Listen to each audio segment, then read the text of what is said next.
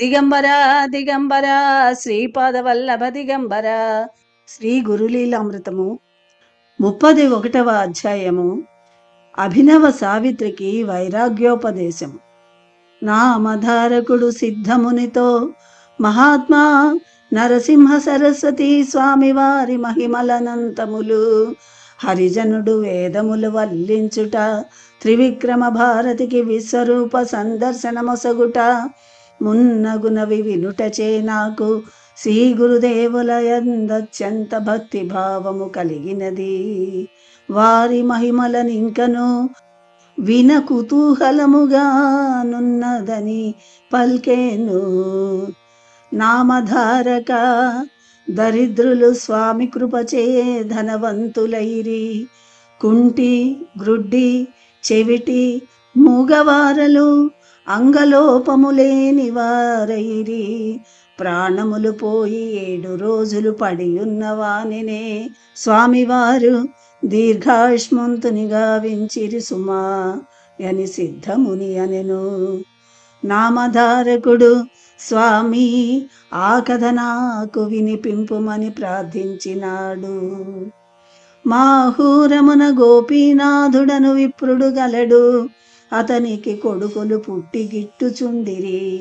అందుల కాతడు భార్య సమేతముగా దత్తాత్రేయ స్వామిని సేవించెను. కొంతకాలమునకు వారికి మగ సంతానము కలిగినది. ఆ పుట్టిన మగ శిశువునకు వారు దత్తాత్రేయుడని పేరిడిరి. ఆ బాలకుడు శుక్లపక్ష చంద్రుని వలె దినదిన ప్రవర్ధమానమగుచుండెను. ఆ బాలున 5వ ఏట నషరాభ్యాసమునరించిరి. 8వ ఏటనుపనయనమునరించిరి. 12వ ఏట వివాహమునరించిరి.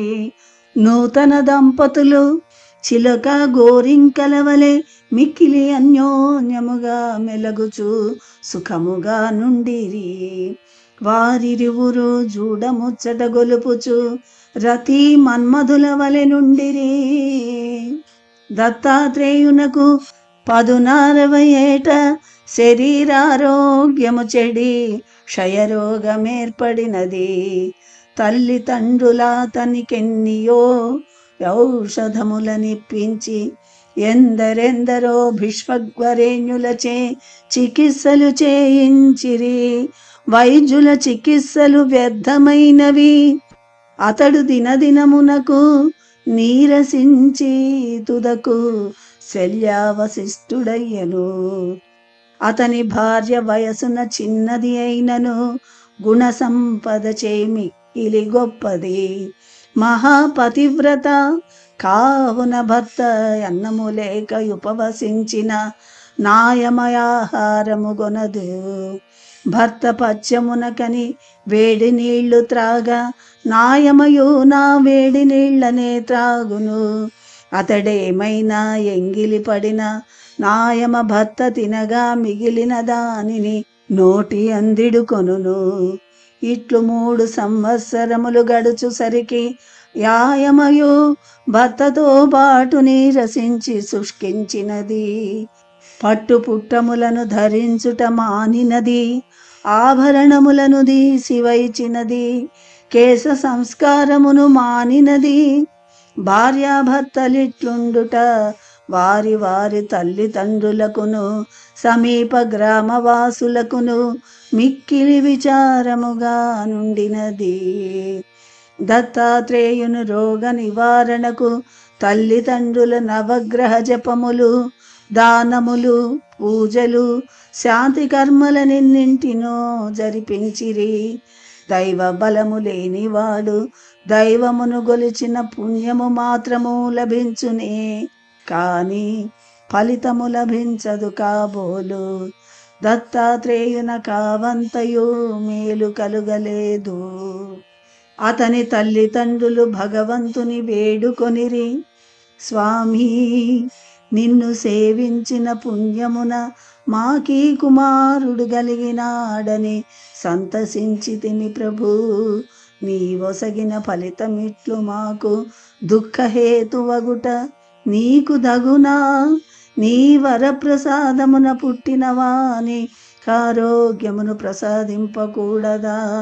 నీ వరప్రసాదికి వ్యాధి బాధ, నిన్ను సేవించిన యతనిని గన్న మాకు మానసిక వ్యధయ, ఇది నీకు పాడియా దేవా? మేము ముసలివారము బ్రతికినన్నాళ్ళు బ్రతుకుదమను మాట కల్లా, కావున మా ప్రాణములను తీసుకొని మా దత్తాత్రేయున కాయురారోగ్యములు ప్రసాదింపుము. కొడుకు కోడలు సుఖముగా నుండుటయే మాయాశయము అని వేయి విధముల చింతించుచుండిరి. దత్తాత్రేయుడు తల్లిదండ్రుల తీరని ఆర్తిగాంచి, తండ్రి 18 ఏండ్ల ఈడు దాటినను వృద్ధులగు తల్లిదండ్రుల సేవకు నోచుకొనని మందభాగ్యుడను నేను, గృహభారము నా మాపున దాల్చి మీకు విశ్రాంతి నొసగి మీ పాద పంకజ సేవ చేతరించు భాగ్యము నాకీ జన్మమునకు దుర్లభమైనది. విధి నన్నిట్లు వంచినది, విధి వ్రాత తప్పింపనేరితరము, కావున నాకై మీరు చింతిల్లవలదు. మీ చింత నాకీ రోగబాధ కన్నా మిన్నగా గృంగదీయుచున్నదని పల్కెను.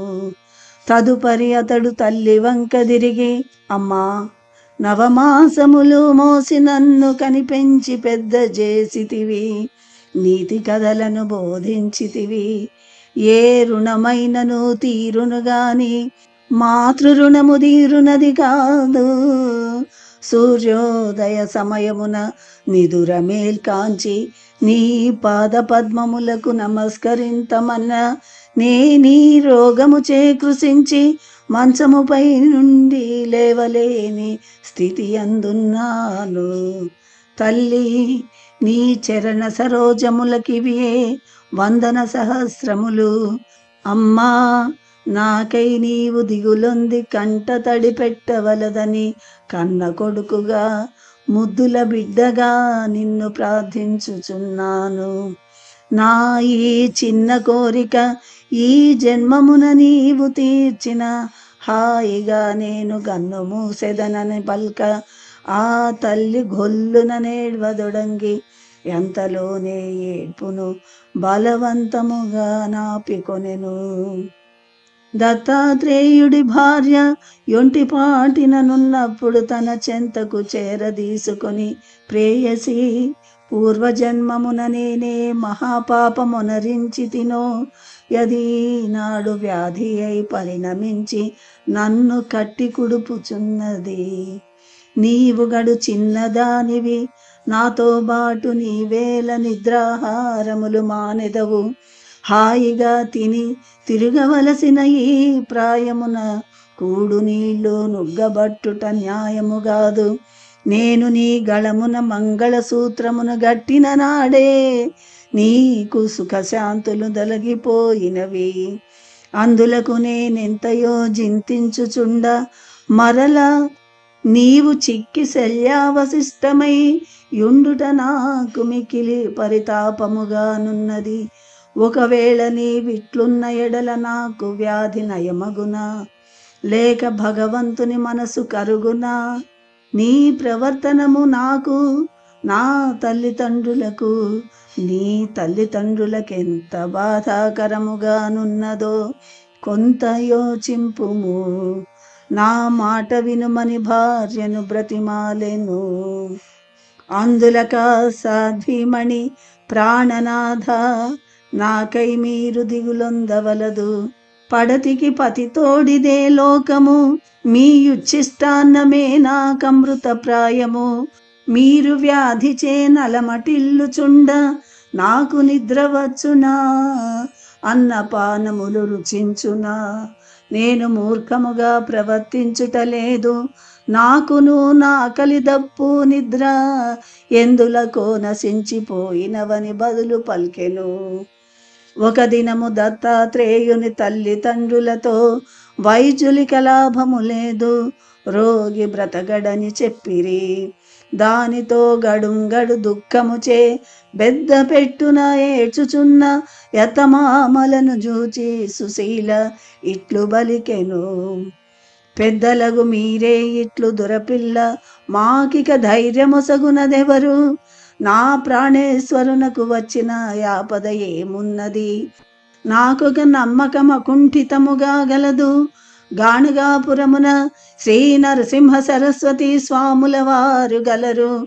ఆ మహనీయుని చెంతకు మమ్ము బంపునేర్పాటు చేయుడు. మానవ ప్రయత్నము లోపము లేకుండా మీరు దేశమున గల వైద్యులచే దగు చికిత్సలొనరించితిరి. ఇక లాభము లేదని మీరు చింతిల్లవలదు. ఆ మహనీయుని ఆశీర్వచనమున నా పసుపు కుంకుమ నిల్చునని దృఢముగా బల్కెను. అత్తమామలంతకన్నా జేయునది లేక రోగముచే కృంగి కృషించిన కుమారుని కోడలిని గాణగాపురమున చేర్చుటకై ఒక బండినేర్పాటు చేసిరి. గోపీనాథుడును అతని భార్యయును పయనమై వెడలుచున్న కొడుకు కోడలిని ఆశీర్వదించి వెళ్ళి వచ్చుటకు అనుమతించజాలక ఎట్లెట్లో తుదకు సమ్మతించిరి. బండి కదలినది. మార్గమధ్యమమున నెట్టి ఇక్కట్లు లేక వారలు గాణగాపురమును చేరిరి. ప్రయాణము చేయుటచే రోగికి బడలిక ఎక్కువాయెను. ఆ సుశీల నరసింహ సరస్వతి స్వామి వారెచటగలరని భీమా నదీ తీరముననున్న వారిని అడిగినది. వారు శ్రీవారు స్నానార్థమై వెడలిరని తెలిపిరి. ఆ మహనీయుని పాద పద్మములకు మృణమిల్లుటకయ్యా సుగుణాల వాల బయలుదేరుచుండగనే దత్తాత్రేయుడసువులు గోల్పోయేను. పాపమామె గుండె వ్రయ్యలయ్యను. హాయిగా నింటనుండక దేవుడని దేవాలయమునకేగా కప్పురాళ్ళు విరిగి నెత్తిపై పడినట్లయినది. ప్రపంచమున మనుష్య సహాయముతో నెరవేరని కార్యము నరసింహ సరస్వతి స్వామి వారి కృపచే మీడేరునని ఎంచి నేనింత దూరము వచ్చి తిని. కన్న కొడుకును తుది ఘడియలలో తల్లిదండ్రుల కట్టెదుట లేకుండా చేసి తిని. నాకిక్కడ గతి ఏమున్నది? నేనీ వాత నా యత్తమామలకేమని తెలుపవలయును? విధవనై వారి చెంతకు నేనెట్లేగవలయునని యోచించి ప్రాణములపై రోసి భర్త గదించిన పిమ్మట నేనిచట బ్రతికి సుఖమేమున్నదని కరవాలముచే కుతుక ఖండించుకొనుటకు జమించెను. అచటనున్న వారలామె పిడిబాకును గైకొని ఆత్మహత్యా ప్రయత్నమును వారించిరి. ఆమె చేయునది లేక కంటికి మంటికి నేకధారగా భర్త శవముపై బడి విలపించుచుండెను. రుద్రాక్షమాలలు మెడలో ధరించి శరీరమున కంతయు భస్మమును నలముకొని చేత త్రిశూలమును ధరించి యొక్క తాపసోత్తముడక్కడికే తెంచేను. ఆ ఏడ్చుచున్న సుదతితో నా మహనీయుడిట్లన్నాడు. అమ్మా, ఏల ఏడ్చెదవు? దీన లాభమేమి? పోయిన వారు వచ్చెదరా? ఇది ఎచటనైనా గలదా? నొసటి వ్రాత దప్పింప నీరితరము. ఎవరి కర్మ వారు అనుభవించక తీరదు. ఇలలో నెవనికెంత వాలము బత్తెముండునో, ఎంతకాలము బ్రతుకును. చావక ఇచటనే శాశ్వతముగా నెవరుందురు? నదిలో 2 కట్టెలు వేర్వేరుగా గొట్టుకొని వచ్చి ఒకచోట జతగూడి ప్రవాహముతో కూడా కొంత దూరము సాగిపోయి మరల అవి వేరగును. భార్యాభర్తల సంబంధము కూడా నిట్టిదే సుమా. నీటిపై బుడగల వంటివి శరీరములనే నీకు తెలియదా? పుట్టినవాడు చచ్చుట తథ్యము. నావాడు నాది నాకని వాపోవుట జీవుని అజ్ఞానం. కర్మవశమున జీవుడు దేహమును ధరించి కర్మ ఫలితములకు అనుగుణ్యముగా సుఖదుఖములను అనుభవించి నిర్గమించును. చావు పుట్టుక ఆత్మకు సంబంధించినవి గావు. జీవుడు మాయకు లోబడి ఇది అది అని ప్రాకులాడును. త్రిగుణాత్మకమగు మాయ జీవుని ఆటలాడించును. కల్పాంతముల వరకు నాయుర్దాయము గల దేవతలు సైతము కర్మకు అధీనులే సుమా. కాలమునకు కర్మకు వశమైన ఈ శరీరము పుట్టిన నాడు సంతసించుట, పోయిన నాడు వాపోవుట అవివేకమే గాని మరి ఒకటి కాదు. ఇంకొక మాట, ఇతడు నీ భర్త, నీవితని భార్యవు కావున నేర్చుచుంటివి గదా. ఇది వరకు నీవనేక జన్మల నెత్తియుంటివి. ఆయా జన్మలలో నీవెవనికెవనికో భార్య అయి ఉండలేదా? ఇప్పుడు వాడెవడు? నీవెవతవు? నీ భర్త ఎందరి గర్భవాసమున పుట్టినవాడో ఏరికెరుక? ఎవరికెవరని ఏడ్చెదవు? ఇంక ముందు జన్మమున నీవెవరో ఇతడెవరో, ఇతడిక ముందెవరికి భర్తయగునో, నీవెవని భార్య వగుదువో? దీనికింత చింతించుట దగదు. ఈనాటికి 8 దినములైనది. ఇట్లు వాపోవుట నేనెచ్చటనైనను జూచి ఉండలేదని ఆ మహనీయుడాయమనూరడించెను. ఆ తరుణి ఏడ్పు మాని తాపసోత్తముని పాదములపై బడి, దీన బాంధవా దిక్కుమాలి పడియున్న నన్ను దయజూచుటకు నీవే సమర్థుడవు.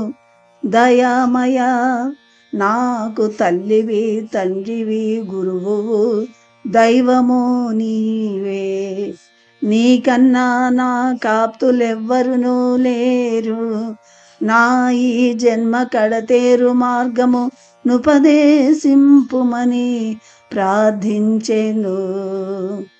అవధూత చింతన శ్రీ గురుదేవ దత్త.